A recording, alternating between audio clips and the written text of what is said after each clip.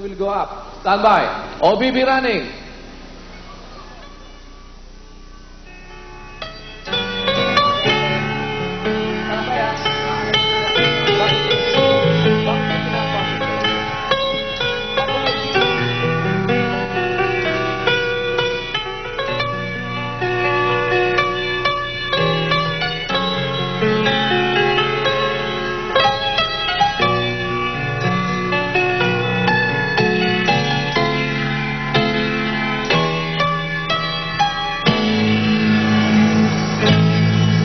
Sa gitna ng magulo at masalibuot na sanlibutan, mag-ingat ka.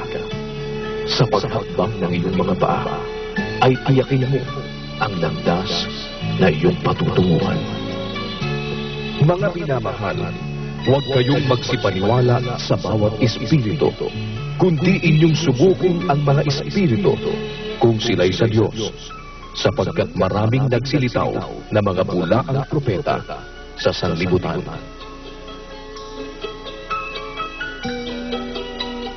Ganito ang sabi ng Panginoon: magsitayo kayo sa mga daan at magsitingin kayo at ipagtanong ninyo ang mga dating landas kung saan nandoon ang mabuting daan at magsilakad kayo roon at kayo'y mga kakasumpong ng kapahingahan sa inyong mga kaluluwa.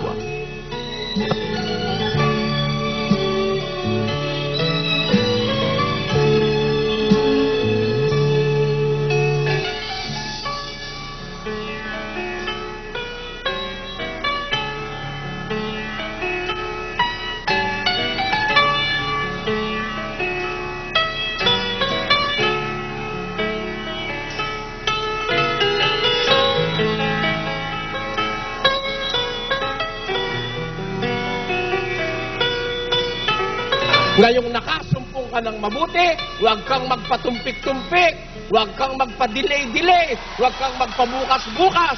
Pagkakasumpong mo ng mabuti, gawin mo agad. Basa. Pero atheist na hindi naniniwala sa Diyos, makatapos they will doubt the integrity Sino of the mga one who ang do not believe. Magmula sa Jerusalem. Saan ho magmumula? Jerusalem. Hanggang saan makakarating? Hanggang Pilipinas. Paano makakarating? Patay na mga apostol. Sinulat. Eto ngayon. Meron ba tayong pag-asa? Wala. Nga,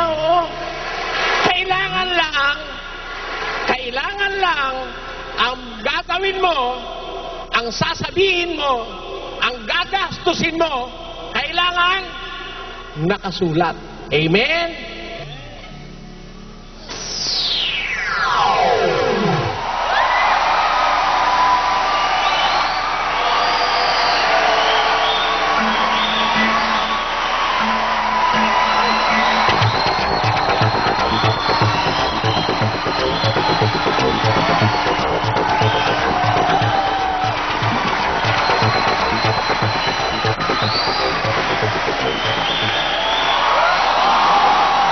Live mula sa ADD Convention Center dito po sa Apalit, Pampanga.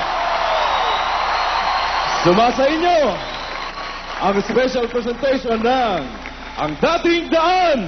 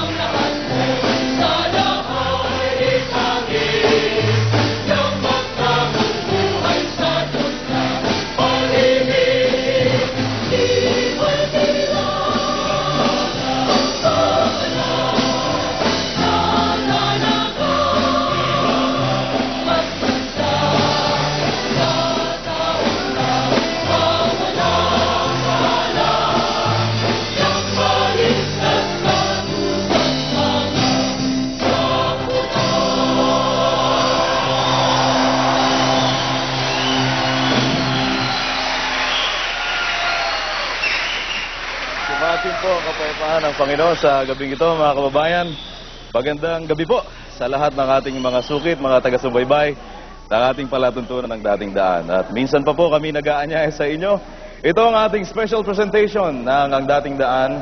At alam kong pinakakaabang-abangan po ninyo ito.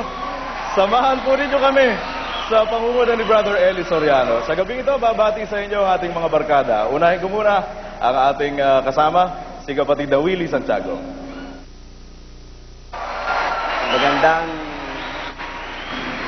Magandang gabi po sa lahat ng ating mga baybay.